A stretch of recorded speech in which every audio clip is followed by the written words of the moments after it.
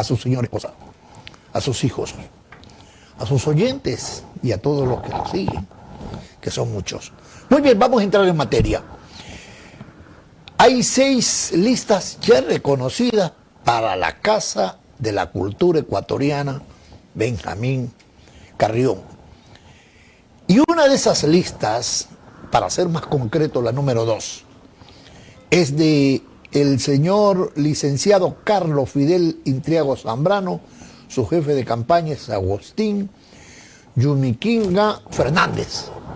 Entonces, está inscrita la lista, está el proceso, las elecciones serán ahora en septiembre, ¿sí?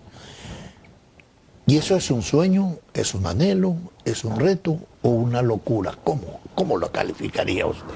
Bueno, primero una precisión, porque a última hora hubo una apelación, una impugnación de una candidatura y fue eliminada. Entonces ya nomás son 5. Son 5. Oh. Entonces la candidatura de Patricio Morales ya se descalificó.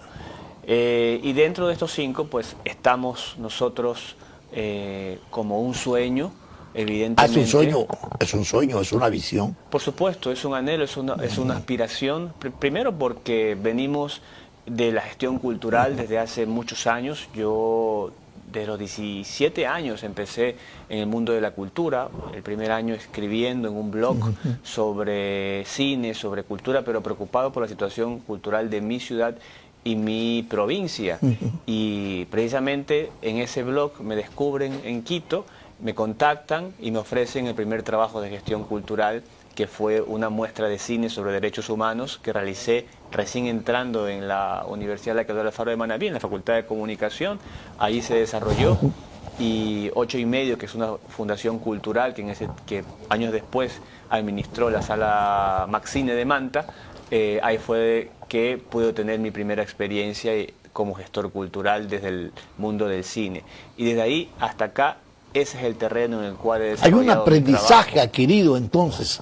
Por supuesto, porque venimos desde la gestión, desde la cultural, práctica, es decir, del ejercicio mismo. Del ejercicio, desde lo de privado, promotor cultural. Desde lo independiente primero y luego con la experiencia de lo público. Entonces conocemos la realidad del artista, del gestor cultural, porque primero conocemos la cadena de valor de cada arista del arte. Hemos sido público, no se puede ser gestor cultural sin ser público, porque precisamente es al ciudadano que hay que garantizarle el derecho al acceso a la cultura a través del trabajo de los artistas, gestores culturales, técnicos, productores, etc. Entonces ese conocimiento nos ha permitido primero haber llegado a la Casa de la Cultura de Manabí, ser el presidente, el director de un núcleo más joven en la historia de la Casa de la Cultura. Yo llegué al núcleo de Manabí cuando tenía 27 años. Entonces eso nos permitió... Rompiendo paradigmas, esquemas y administración de un manejo que se tuvo durante muchos años allí. Sobre todo con el legado que son muchas las cosas positivas que hemos hecho, pero el legado que dejamos es el haber descentralizado la Casa de la Cultura, en haberla sacado de la calle Sucre y García Moreno, y por eso hoy nos vamos dejando, por ejemplo, infraestructura cultural en cantones donde nunca la Casa de la Cultura llegó. O sea, hay una siembra allí. Hay una siembra, por supuesto, y eso es lo que, con esa experiencia, poder llevarla a la nacional, porque así como descentralizamos la casa en Manabí, tenemos que descentralizar la casa de Quito, entender que la sede nacional debe trabajar para los 24 núcleos provinciales y que debe administrar este gran complejo cultural en Quito, darle vida que hoy no tiene, y precisar en los problemas más neurálgicos que tienen los núcleos provinciales, que en principio cada quien tiene su realidad, pero en suma es presupuestos e infraestructura. Esa propuesta no incomoda al centralismo de la cultura, no reta a esa administración que hemos tenido sobre los elementos culturales del Ecuador. Por supuesto, porque precisamente cuando llegamos a la Casa de la Cultura de Manabí, nosotros quebramos un modelo de gestión cultural casi de cacicazgo y evidentemente esos poderes nosotros se los arrebatamos y se los dimos a los ciudadanos. De igual manera existe un centralismo que quiere seguir acaparando eso, y es por eso que en los 80 años de historia de la Casa de la Cultura ecuatoriana nunca, ni siquiera alguien de la costa ha sido presidente electo de la Casa de la Cultura. Va a ser la primera vez que ni siquiera alguien de Manabí, alguien de la costa ecuatoriana llegue a dirigir el sueño de Benjamín Carrión. La forma como lo expresas, Fidel, la seguridad con la que te diriges, da la impresión que tuvieras un gran equipo, como que existe un aire de victoria. Por supuesto que sí, porque precisamente quienes ejercen el voto, quienes eligen al presidente de la sede nacional, son los 24 directores recién electos que van a ser electos este 16 de agosto, más el voto del Ministerio de Cultura, que dicho sea de paso, ahora será el Ministerio de Educación. Que ya lo vamos a hablar, porque no es que la rectoría se pierde, simplemente cambia, pero es la realidad de la periferia quien tiene la decisión de poner a la persona a que dirija la sede nacional. Los votos de los núcleos, entonces, son los que fortalecen el liderazgo. Por supuesto que sí. Entonces, esos votos del Ecuador en su totalidad permite que se tenga una visión integradora. Y nuestra visión es una visión nacional. El sueño de Benjamín Carrión precisamente fue crear la Casa de la Cultura en el año 44, luego de haber perdido la guerra y en el cual la moral del país estaba baja. Él decía, la Casa de la Cultura es el terreno para poder reconstruir una identidad nacional. Él hablaba sobre la identidad ecuatoriana y es por eso que luego de haberla fundado en Quito, rápidamente se fueron creando núcleos provinciales. Manabí es uno de los núcleos que se creó 3 años después de la sede nacional. Entonces, eso permitió precisamente que la Casa de la Cultura sea un espacio de encuentro en el cual se pensara y se repensara al país. Y ese espíritu nacional que en los últimos años se ha perdido, porque primero se ha centralizado la Casa de la Cultura, segundo, se la ha usado como instrumento político para intereses personales y no se ha pensado en los intereses de los ciudadanos, de los artistas y gestores culturales. Pero eso ha sucedido en la historia, Fidel.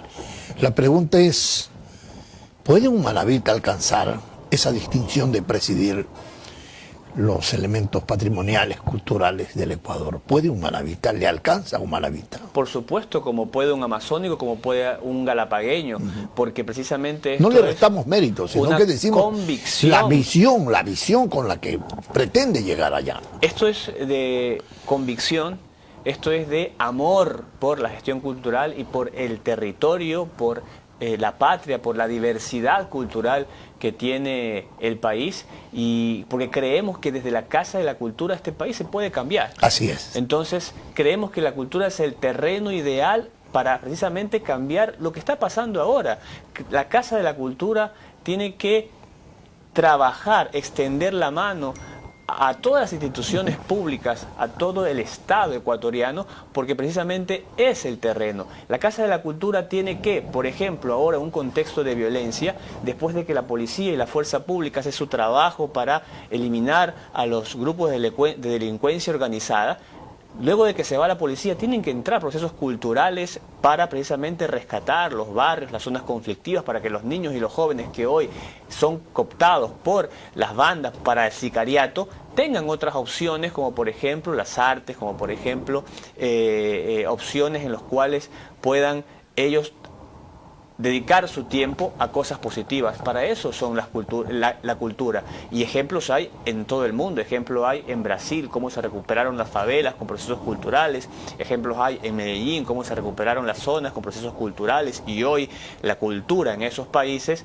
no solo que permitió mejorar las condiciones de vida, sino que permitió que crezca incluso económicamente. Entonces, la cultura es una potencia para desarrollarnos y mejorar nuestra sociedad, pero también para desarrollarnos de manera en el cual implique un desarrollo económico. La pregunta común aquí sería, ¿existen los votos? Hay un trabajo realizado ya. Existen los votos como para concretar ese anhelo que usted tiene. Por supuesto, y el trabajo que en este caso estamos haciendo es esto. Primero, aprovechar los espacios de los medios de comunicación para difundiendo difundir la filosofía. nuestras ideas. ¿Por qué? Porque se pretende hacer ver de que la elección de presidente de la Casa de la Cultura son acuerdos, porque como solo son 26 votos, son acuerdos por debajo de la mesa, compromisos, mira, si tú ganas, vota por mí, y eso no es el objetivo. El objetivo de Fidel Intriago es que realmente la mejor propuesta sea la que gane, y la mejor propuesta la tenemos nosotros. Nosotros estamos recorriendo el país, son 80 candidaturas a lo largo y ancho del Ecuador, porque no sabemos lo que pueda pasar el 16 de agosto. Por ejemplo, en Manabí son 7 candidaturas, cualquiera de las 7 puede ganar, tenemos que hacerle llegar nuestro plan de trabajo a los 7. Y después del 16 de agosto, evidentemente, si se trabaja con conciencia, verán de que esa es la mejor propuesta y esa es la que va a ganar. O sea, Manabí es democrático. Usted no tiene ningún vínculo ahí con alguno de los candidatos que le aseguren, por ejemplo, la retribución del voto en la nacional. ¿O es democrático? Es democrático y bueno, tenemos relación porque precisamente como hemos trabajado de manera articulada, vemos con buenos ojos muchas candidaturas. Por ejemplo, hay una candidatura de una persona que fue coordinador de extensión de la Casa de la Cultura, de Calceta, como por ejemplo Carlos Candela, que está de candidato por una lista. Hay otra candidatura de Luis Alberto Chasequiza, que fue el director del Festival de Teatro que hicimos nosotros por varios años.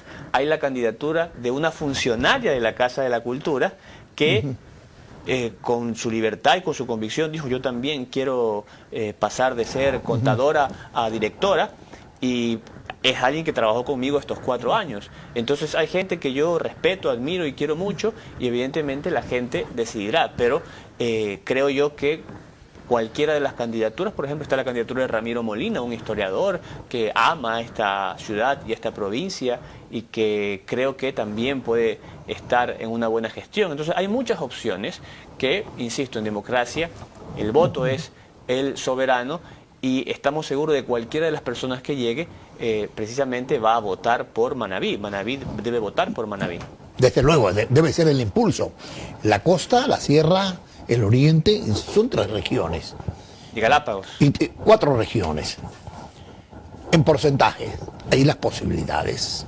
Hay las posibilidades, estamos en una cruzada recorriendo el país. Está recorriendo el país. Exactamente, aún nos falta todavía unas cuantas provincias, hemos recorrido ya el 70%, pero sin embargo ya hemos conversado de manera telefónica, le hemos enviado el plan a las candidaturas e insisto, creemos de que es la mejor propuesta la que tiene que ganar, de que es un voto legítimo por quien tenga la aspiración de cambiar la realidad de la Casa de la Cultura, porque al final lo que se necesita es un cambio, porque precisamente tenemos 4 años de sede nacional en el cual la Casa de la Cultura ha estado aislada de todo el otro sector público, de que ha trabajado de forma como una isla, que eso ha acarreado que, por ejemplo, cada año tengamos menos presupuesto. Hoy el presupuesto es de $11.200.000. El año pasado fue a través de 12, después fue de 13. Se va reduciendo, entonces. Se va reduciendo, entonces no ha habido mejoría. Pero ¿cómo lograrlo? La pregunta, ¿cómo alcanzar, mejorar el presupuesto si proviene del Estado o de los gobiernos de turno? Precisamente nosotros tenemos una propuesta en la cual, primero, generar diálogos con el gobierno, que es lo que no ha pasado, porque al instrumentalizarse la Casa de la Cultura de forma política y partidizarla, generas una fractura. ¿Y qué hemos vivido en estos 4 años? Que el presidente de la sede nacional de la Casa de la Cultura, un lunes, con la cinta de presidente de la sede nacional, le dice al presidente de turno, cualquiera que este sea, asesino, ladrón, y el martes va a tocar la puerta del Ministerio de Finanzas, evidentemente va a haber... No hay diálogo ahí. ¿Y quiénes son los afectados? Los núcleos provinciales. ¿Y quiénes son los afectados? Los artistas de los territorios. Entonces nosotros planteamos extender la mano y dialogar con el gobierno. Insisto, hoy es Daniel Noboa, mañana puede ser otro, pero hay que trabajar de manera articulada con el gobierno, porque incluso eso lo establece la Constitución. Dice, hay un sistema nacional de cultura, y eso lo establece la ley de cultura. Hay que trabajar como sistema nacional de cultura, y lo que ha pasado es que no se ha trabajado de esa forma.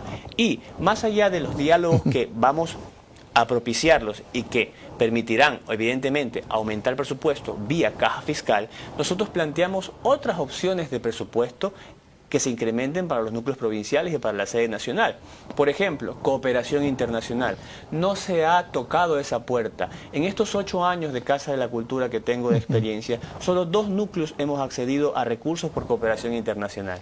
Azuay, que ganó un fondo de $1 millón de la UNESCO, y Manabí, que ganamos un fondo del FIES de $750.000 junto a otras 2 socios para proyectos que tengan que ver con turismo y patrimonio a nivel de emprendimiento. O sea, habría que establecer un vínculo más cercano, solo con el gobierno y con los multilaterales. Por supuesto, pero tenemos que tener gente trabajando, generando proyectos para aplicar a fondos internacionales. ¿Cómo trabajamos generando proyectos? ¿Cómo lo hacemos?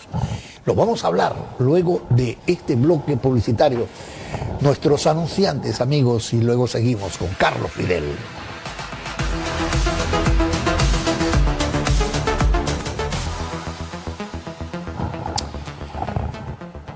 Continuamos, amigos. El arte también se nutre de una finanza, de un recurso. Además de esas líneas de opción que usted está planteando, ¿cuál más encontramos allí en este universo de poder lograr una mejor distribución de las riquezas, si es el término? Bueno, primero está trabajar con las instancias del Estado de manera articulada, Finanzas, Ministerio de Trabajo. Necesitamos incrementar partidas en varios núcleos. Hay núcleos, por ejemplo, que tienen 5 funcionarios y que no tienen ni siquiera contador, tesorero, jurídico, etcétera. Entonces, para eso hay que trabajar, por ejemplo, con el Ministerio de Talento Humano. Más allá de eso está el tema de cooperación internacional, que lo acabé de nombrar. Y otro punto importante es la inversión vía empresa privada. Necesitamos que la inversión privada también se sume a la gestión de la Casa de la Cultura. ¿Podría haber la oportunidad para la participación pública-privada? Por supuesto. Primero porque está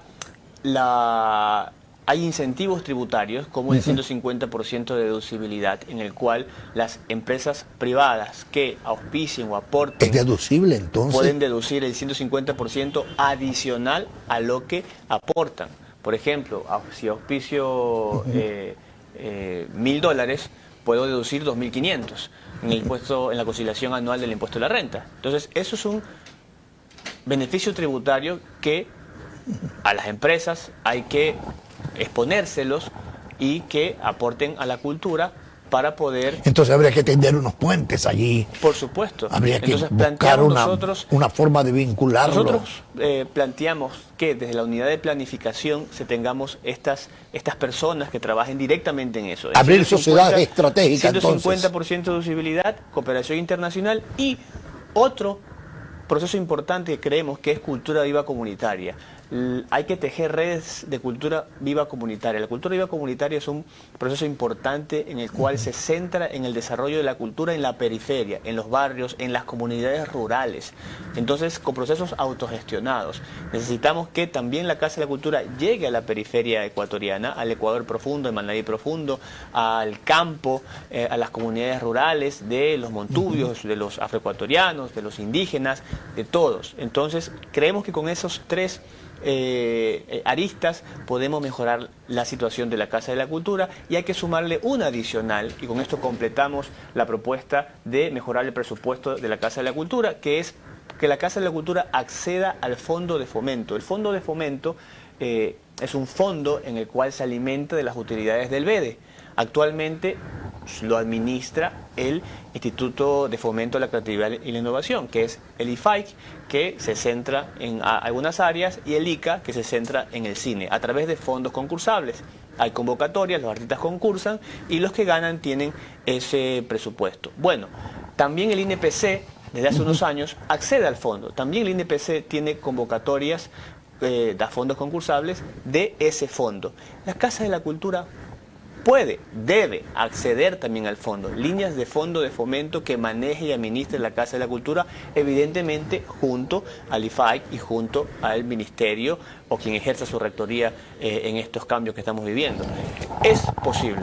Yo lo que puedo apreciar, y creo que lo estamos apreciando con los amigos que nos siguen, que nos están viendo, el nivel de conocimiento que tienes, Fidel. Hay un nivel de conocimiento que se expresa, que se siente, que se percibe, lo que significa que has estudiado muy bien el camino. Y si has estudiado bien el camino, ¿cuál sería la proyección que tendría el desarrollo de las artes a nivel nacional, desde tu enfoque, desde tu filosofía? Primero, mejorar la empleabilidad del sector cultural, es decir, que el sector cultural genere mucho más empleo, y al generar empleo, evidentemente, la economía crece. Segundo, precisamente que esa economía crezca con valores puntuales. Hoy actualmente la cultura, las artes, la creatividad aporta al Producto Interno Bruto entre el 1,2 y el 1,3%. Nuestro objetivo es de a 4 años suba al 2% o 2,5%. Evidentemente, para que suba más son procesos de larga data. A Colombia le costó mucho que hoy sea alrededor del 4%. Entonces, creemos que es posible porque insistimos de que si generamos todo lo que planteamos, el sector va a poder tener trabajo y tener trabajo desde su independencia como privado. Es importante que la Casa de la Cultura genere herramientas para que los artistas trabajen y genere herramientas para que los ciudadanos accedan al trabajo de los artistas. Como un diagnóstico nacional, de acuerdo a lo que usted ha podido observar, ese diagnóstico, ¿qué determina? ¿Qué nos hace falta a nivel nacional? Infraestructura, exposiciones, escenarios, diversificación de las artes. ¿A cuál de todos aquellos usted le apunta? ¿O le apunta a un todo general? Evidentemente un todo general, pero hay que puntualizar. Primero infraestructura, porque la infraestructura permite generar, insisto, empleo. Yo le pongo un ejemplo claro. Aquí en Jipijapa nosotros tenemos el caso del Centro Creativo. ¿Qué es? En Jipijapa había muchos grupos, artistas independientes que desarrollaban su trabajo literalmente en la calle. Ahí ensayaban en las calles de sus barrios, en los parques. La Casa de la Cultura identifica infraestructura que el Estado tiene abandonada, se la solicita al Estado, en este caso al MIES, el MIES se la pasa a la Casa de la Cultura y la Casa de la Cultura se la pone a disposición de esos grupos independientes. Ahora esos grupos independientes, ahí por ejemplo, generan sus escuelas, ya sea de danza, de música, de teatro, ellos cobran por eso porque tienen su remuneración. Desde esos espacios concursan a fondos públicos, han sido beneficiarios de fondos públicos, desde ese lugar aplican a festivales, han representado al país en festivales nacionales e internacionales. Cuando se tiene infraestructura se tiene un lugar de trabajo y se tiene la posibilidad de mejorar las condiciones. Y eso sucede hoy en el Centro Creativo de Jipijapa, en un trabajo mancomunado entre la Casa de la Cultura y el sector independiente. Entonces ese ejemplo necesitamos replicarlo porque cuando tenemos infraestructura podemos garantizar que los artistas trabajen. Luego está un tema de formación, porque la Casa de la Cultura tiene una competencia de formación, de educación no formal en artes. ¿No es cierto? Necesitamos generar públicos. Hoy vemos, por ejemplo, que las películas ecuatorianas no tienen público en las salas de cine. Bueno, hay que generar procesos de formación de la construcción de una ciudadanía audiovisual, que consumamos lo que los cineastas ecuatorianos hacen. Y, por ejemplo, nosotros trabajamos en eso. Tener mayor promoción de los productos. El apoyar proyectos como, por ejemplo, Cine Orillas del Mar en Manta, que cada 15 días de manera gratuita miles de personas van a ver películas. Ha tenido un éxito. En el cual también ven cine ecuatoriano. Eso significa formación de ciudadanía audiovisual. Vamos introduciendo entonces el producto local como para... Exactamente. Y luego está también que yo creo que el mayor desafío es que la Casa de la Cultura se logre insertar en este trabajo articulado es con los municipios, porque los municipios tienen también la competencia a nivel cultural, tienen el presupuesto, incluso mucho más que la Casa de la Cultura, y nosotros necesitamos también que los municipios se adapten a esta forma que proponemos. Estén vinculados, estén interrelacionados. Luego también está que la Casa de la Cultura tiene que incidir políticamente también en la construcción de una nueva forma de hacer cultura en el Ecuador. Y tenemos que trabajar, por ejemplo, en reformar la ley de cultura, tenemos que trabajar con la Asamblea Nacional en la construcción de nueva normativa. Por ejemplo, una ley que vamos a proponer desde la sede nacional es una ley de espectáculos públicos. Hoy actualmente el espectáculo público lo regula una resolución escueta del Ministerio del Interior, que fue firmada hace años por el ministro Serrano de la época y tuvo una reforma de María Paula Romo. Y esa resolución dice que espectáculo público en este país es todo lo mismo. Por ejemplo, para el Estado ecuatoriano, un espectáculo público es un partido de fútbol entre el Delfín y el Manta en el Hokkay, que una persona con un violín en el Megaparque de Manta. Y esa persona con el violín en el Megaparque de Manta, para que esté ahí, tiene que pedir permisos, tiene que pagar plan de contingencia, tiene que, para hacerlo incluso gratis, tiene que generar algo que es imposible para ese artista. Entonces, esas realidades... Hay barreras, entonces. Hay barreras para la exposición, entonces. Y esas barreras es posible a través de una nueva ley de espectáculos públicos que categorice, que regularice y que sea beneficiosa para que el artista pueda trabajar. Que, por ejemplo, sancione. Hoy la ley de cultura dice que establece que los municipios, por ejemplo, tienen que gastar un porcentaje en artistas internacionales y un porcentaje en artistas nacionales. Eso no lo cumplen. ¿Saben por qué? Porque no existe sanción para eso. Entonces también hay que trabajar en esas reformas que sea un poco vinculante, que permitan que todo el Estado ecuatoriano invierta mucho mejor su dinero en el sector cultural. Muy bien, pero ¿en qué medida pudiese afectar la fusión del Ministerio de Cultura con el Ministerio de Educación? ¿Hay un impacto? ¿Hay muchas más fortalezas que debilidades? ¿Cuál es el enfoque del candidato? Bueno, primero, evidentemente la noticia ha sido un golpe porque... Hay un impacto igual. Hay un impacto en el sentido de que venimos defendiendo una institucionalidad desde hace años, pero también venimos exigiendo que funcione y no ha funcionado. Más allá del golpe que signifique que, por ejemplo, de los 5.000 empleados públicos que van a terminar su relación laboral con el Estado, muchos de esos serán de instituciones culturales, en este caso la que se funciona, por ejemplo el Ministerio de Cultura, y que es un duro golpe para la empleabilidad y el trabajo. No podemos nosotros desconocer una realidad, y es que existe una profunda crisis económica. Este país gasta mucho más de lo que puede pagar, y nosotros lo hemos vivido. Llevo 8 años de director de la Casa de la Cultura de Manabí, y estos 8 años, todos los años, por ejemplo, el Ministerio de Finanzas se retrasa en pagos a proveedores, incluso se retrasa en pagos a los funcionarios públicos. ¿Y cuál es la respuesta que nos dan? Ahorita, por ejemplo, hay retrasos en pagos. ¿Y cuál es la respuesta que nos dan? No hay plata en la caja fiscal. Entonces, mientras se van recaudando impuestos, se va pagando. Y cuando incluso, recuerdo que tuvimos una reunión hace un par de años con la subsecretaria de Presupuesto, y la respuesta es, bueno, se dan tantos millones a la cultura, no solo está la Casa de la Cultura, está el Ministerio, está el IFSI, está los museos, están las bibliotecas nacionales, etc. Entonces, nos hemos estado quejando y no hemos propuesto soluciones. Y yo creo que, de alguna manera, esta acción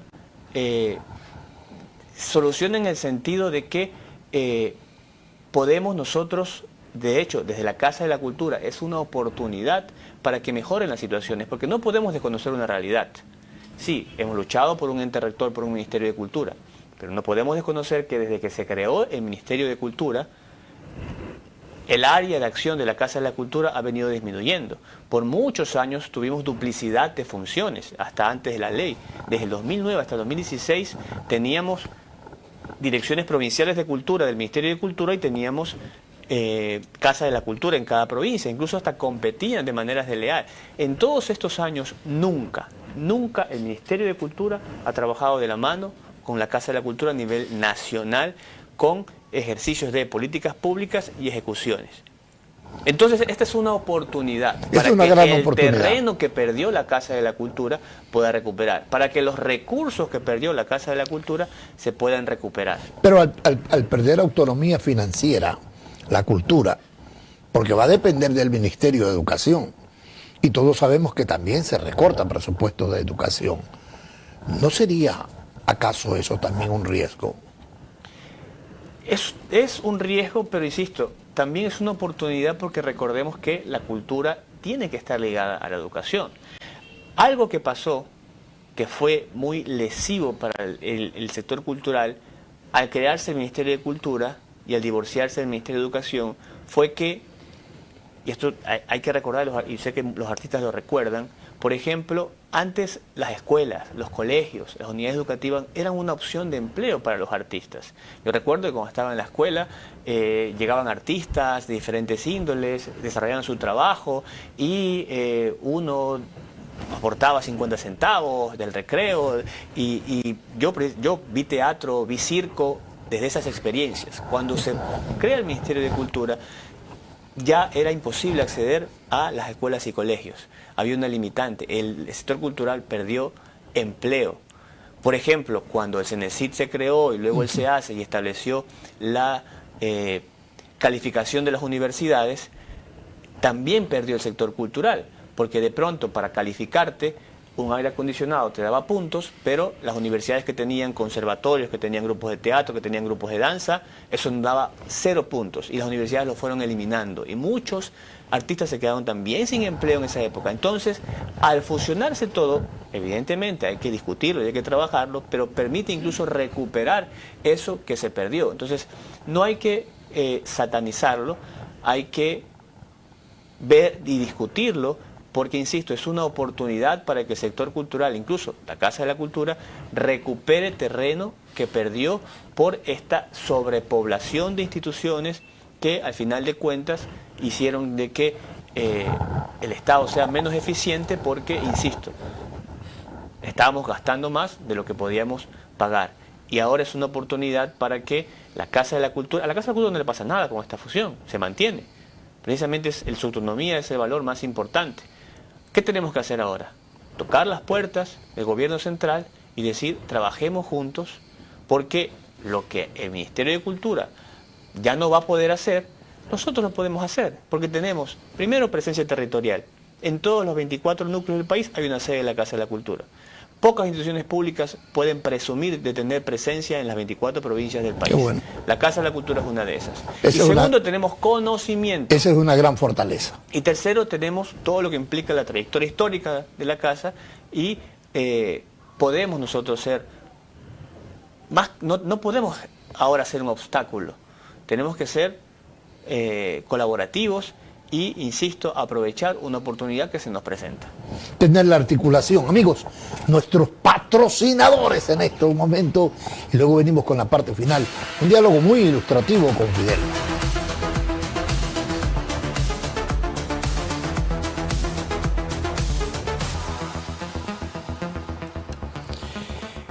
Este diálogo ilustrativo porque realmente hemos encontrado en Carlos Fidel una formación que hoy por hoy es la bandera de Manabí en la búsqueda de una visión hacia la cultura ecuatoriana.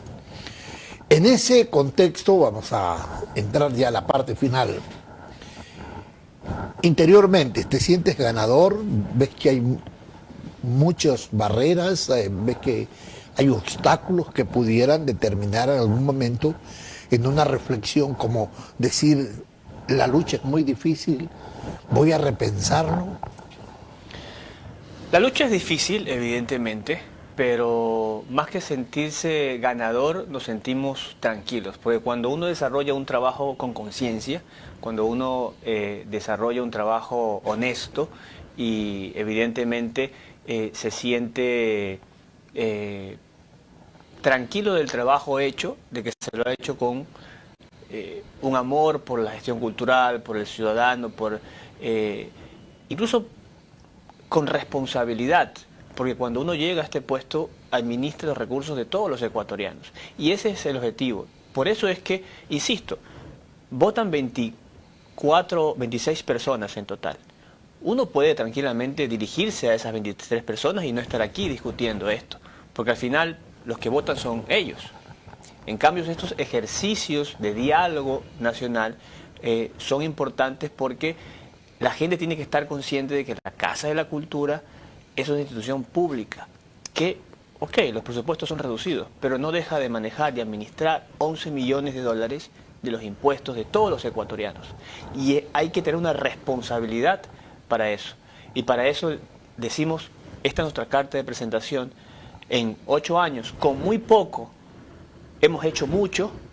Bueno, ahora que con más herramientas podemos hacer más. Y se puede replicar el modelo que has hecho en Manabí, como por ejemplo ir sembrando en los cantones.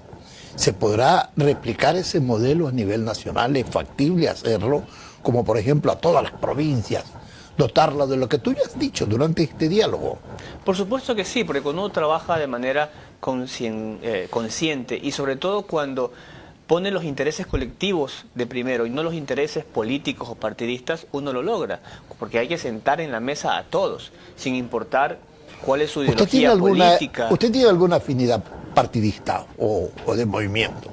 No, yo nunca he pertenecido a ningún partido político, nunca he estado afiliado a ningún partido político, ni detrás ni al lado mío hay un partido político, detrás mío hay primero mi familia, mis hijos, mi esposa, y segundo, un trabajo, no solo de 8 años en la Casa de la Cultura, de más, desde los 18 años, trabajando en el sector cultural de la parte privada. Es decir, hay años de experiencia y hay un compromiso con el ciudadano y con el país. Y esa es nuestra carta de presentación. No intereses personales, no intereses partidistas, nunca los he tenido en cuenta. Obviamente tengo mi pensamiento ideológico, creo en muchas cosas, pero por delante está el interés colectivo. Común. Es decir, pensando en los demás. Bueno, quedan algunos días, ¿no?, de campaña. Sí, yo hago un llamado primero a todos los artistas y gestores culturales de la provincia de Manabí y de todo el país a que vayan a votar, porque hay también un ausentismo importante. Por ejemplo, en Manabí actualmente son 1.650 votantes en toda la provincia de Manabí. En la elección pasada apenas votaron 700 personas. Entonces hay un ausentismo fuerte, así en otras provincias. Pero nunca se vio ese número de electores tampoco en Manabí. No, es que nunca se vio así. Precisamente el cambio que dio la ley fue darle voz y voto a personas que no lo tenían antes. Yo soy sincero, sin la ley de cultura, Fidel Intriago no hubiera sido director de la provincia de Manabí. Fue necesario entonces yo nunca fui miembro de la Casa de la Cultura, porque la membresía antes de la ley se manejaba entre un grupo de amigos. Como yo no era parte de esa casta, de ese grupo selecto, nunca hubiese podido acceder. La ley de cultura rompe el candado, permite abrir a los artistas y gestores culturales que ingresen en el RUA, que es un registro que maneja el ministerio.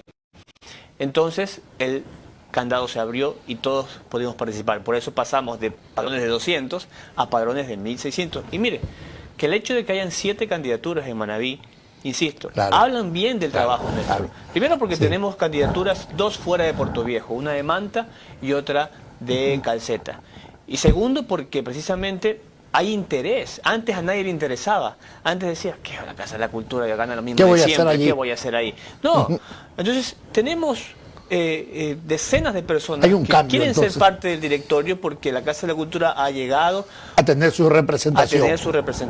Y quieren fortalecerla y quieren que lleguen a más. Evidentemente hay aciertos y hay errores que cometimos en el camino, pero vemos para atrás y los aciertos son mayores y son aciertos que queremos replicar porque ha sido el camino correcto. Es un portovejense el que sueña con llevar la cultura como una herramienta de cambio, de transformación social, de conocimiento, de saber. Y es una manera de expresarlo. Así que, Fidel, éxitos. Éxitos. Eres nuestra bandera a nivel nacional. Esperamos que tengas el éxito del caso. Muchas gracias. Y gracias por estar con nosotros.